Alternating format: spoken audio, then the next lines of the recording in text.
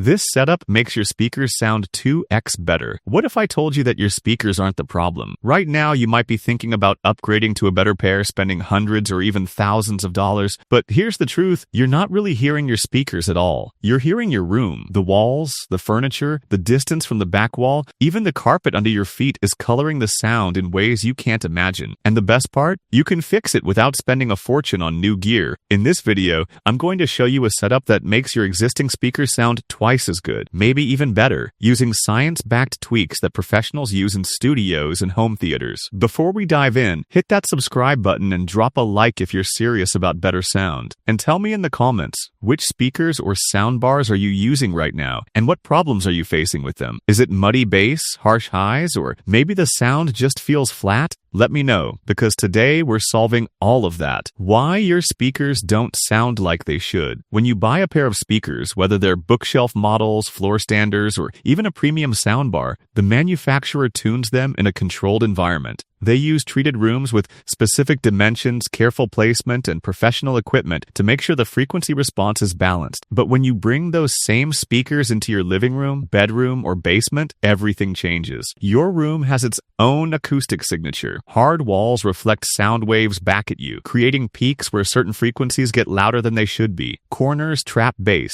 making low-end notes boom unnaturally. Furniture absorbs or scatters mid-range frequencies, and the distance from the back wall affects how bass builds up or cancels out. What you end up hearing is a mix of the speaker's true sound and the room's interference. This is why two people with the exact same speakers can have completely different listening experiences. One person might say the bass is overwhelming while another complains it's too weak. It's not the speakers, it's the room. And this is exactly why placement and calibration matter so much. The two pillars of better sound. Improving your speaker's performance comes down to two main things: physical placement and electronic calibration. Think of placement as getting your speakers into the best possible position so the room causes the least amount of damage to the sound. Calibration, on the other hand, is using software and tools to correct the problems that placement alone can't fix. Together, these two steps can completely transform your listening experience, and the results are often so dramatic that people describe it as their speakers sounding twice as good. That's not just marketing talk. When you remove the room's negative influence and flatten out the frequency response, you suddenly hear details in music and movies that were always there but buried under peaks, dips, and muddiness. Vocals become clearer, bass gets tighter and more controlled, and the soundstage opens up so instruments feel separated and realistic instead of jumbled together. Speaker placement basics. Let's start with placement, because this is the foundation. The goal here is to create what's called an equilateral triangle between your two speakers and your main listening position. Imagine drawing a triangle where each side is the same length. If your speakers are 4 feet apart, you should be sitting 4 feet away from each one. This creates a focused sweet spot where stereo imaging works best. You'll hear instruments placed precisely in the space between the speakers, and vocals will lock into the center instead of wandering left or right. For bookshelf speakers, start with them about 4 feet apart. For larger floor standers, you can go up to 8 feet apart because they have more output and a wider dispersion pattern. The tweeters,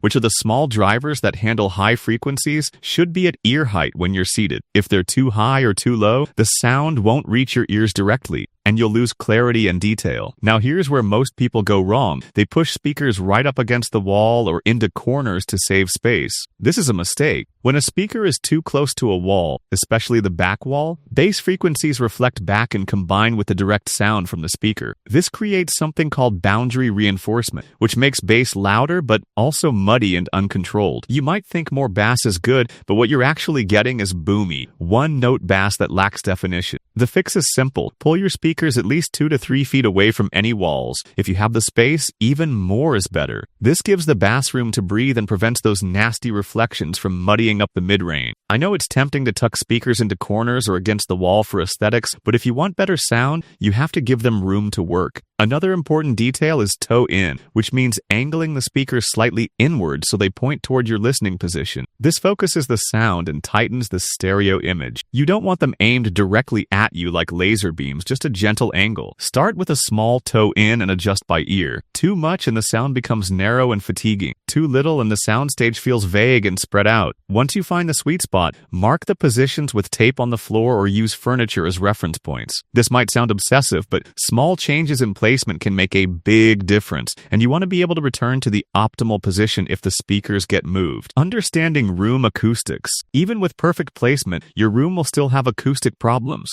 The biggest culprits are what we call room modes, which are resonances that occur at specific frequencies based on your room's dimensions. Imagine sound waves bouncing between parallel walls. At certain frequencies, these waves line up perfectly and reinforce each other, creating loud peaks. At other frequencies, the waves cancel each other out, creating deep nulls where you can barely hear anything. These modes are most noticeable in the bass range, typically below 200 Hz, because low-frequency wavelengths are long enough to interact with room boundaries. A typical living room might have a strong mode at 60 Hz, where bass notes sound twice as loud as they should, and a null at 80 Hz, where bass nearly disappears. This is why bass can sound boomy on some tracks and weak on others. The room is emphasizing certain notes and sucking out others. You can't eliminate room modes completely without changing the room's dimensions, which isn't practical for most people. But you can minimize their impact with placement, and then correct what's left using X. This is where measurement and calibration come in, and it's the secret weapon that professionals use to make systems sound incredible in less than perfect room. The measurement process.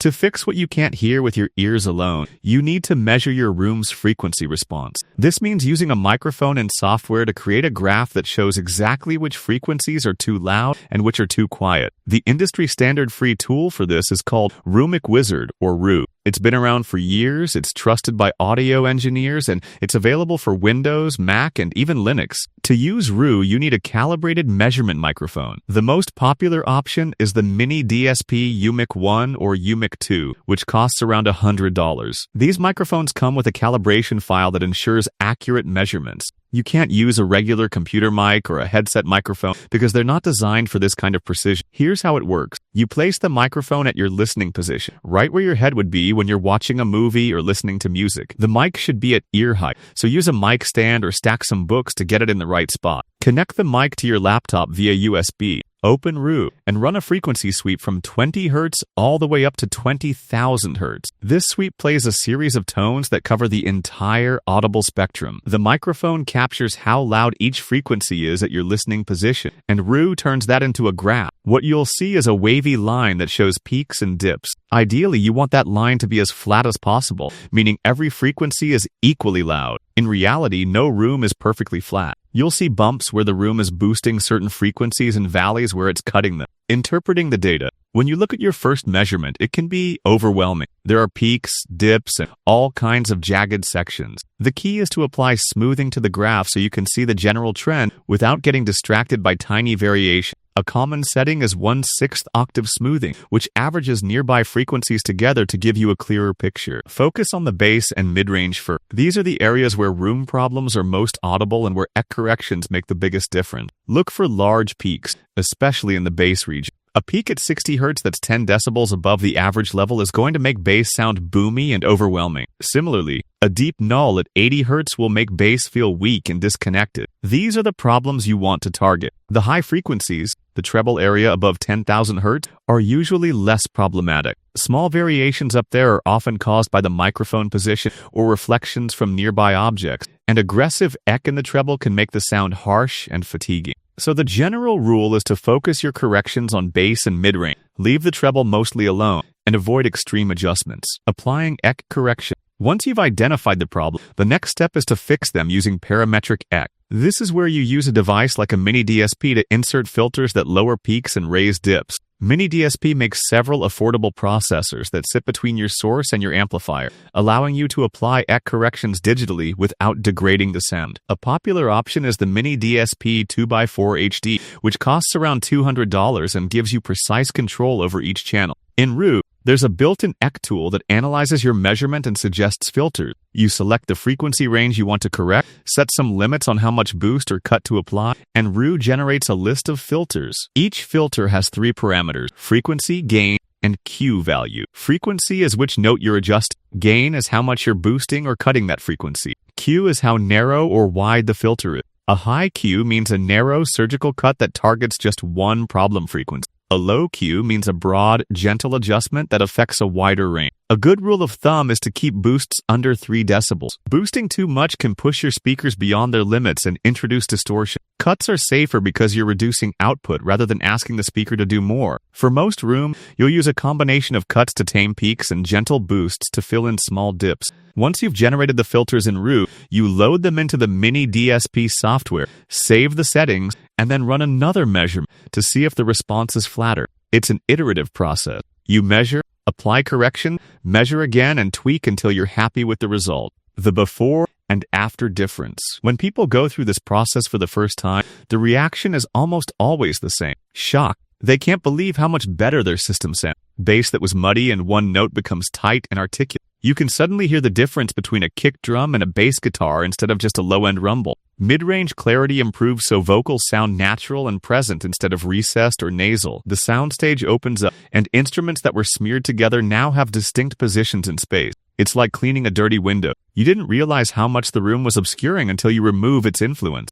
And here's the best part. You didn't change your speakers, your amplifier, or your cable. You just optimized the system you already had. Common mistakes to avoid. There are a few pitfalls to watch out for. The biggest mistake is over EQ. It's tempting to chase a perfectly flat response, but real-world rooms will never be perfectly flat, and trying to force it can make the sound worse. If you're applying huge boosts or cutting frequencies by 10 or 15 decibels, you've gone too far. Aim for a response that's within plus or minus 3 decibels across most of the range. Small imperfections are fine, often sound more natural than an overly corrected response. Another mistake is ignoring speaker placement and jumping straight to EQ. Placement is free and often solves 50% of the problem. EQ should be the finishing touch, not the primary fix. If your speakers are crammed into corners and you're trying to echo away the boom, you're fighting a losing battle. Fix the placement first, then measure and correct what's left. Also, don't forget to measure at your actual listening position. If you measure from a different seat or standing up, the results won't reflect what you hear when you're watching a movie or listening to music.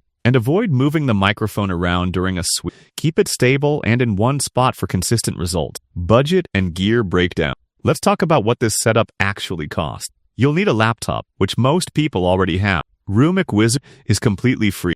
The UMIC 1 or UMIC 2 microphone is about $100. The Mini DSP processor runs around $200. Add in a microphone stand and the necessary cable, and you're looking at roughly $400 total beyond your existing speaker and amplifier. Compare that to buying new speakers, which could easily cost $1,000 or more, and you're getting a much bigger improvement for a fraction of the price. This works with almost any setup. If you have an integrated amplifier with preout connection, you can insert the Mini DSP between the preamp stage and the power amp stage. If you have a separate preamp and power amp, it goes between those. Some modern AV receivers, like certain Yamaha models, have built-in parametric EQ, so you might not even need the Mini DSP. Check your receiver's manual to see if it supports PEC. Room treatment as a complement.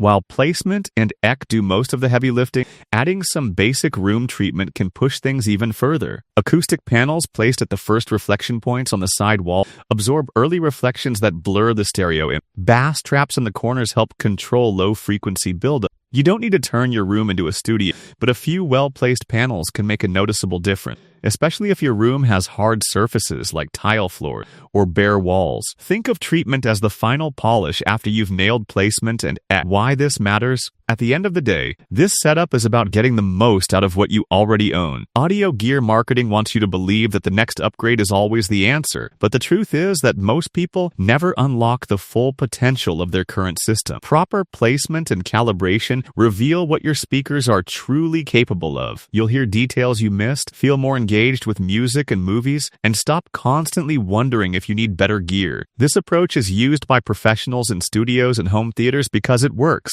It's based on objective measurements and science, not guesswork or snake oil. And once you've experienced it, you'll never go back to just plugging in speakers and hoping for the best. So here's my challenge to you. Try this process. Download Roux, grab a measurement mic, and see what your room is really doing to your sound. Then make the corrections and listen to the difference. I guarantee you'll be amazed. If you found this video helpful, smash that like button, drop a comment with your results, and subscribe for more content on getting better sound without breaking the bank. Thanks for watching, and I'll see you in the next one.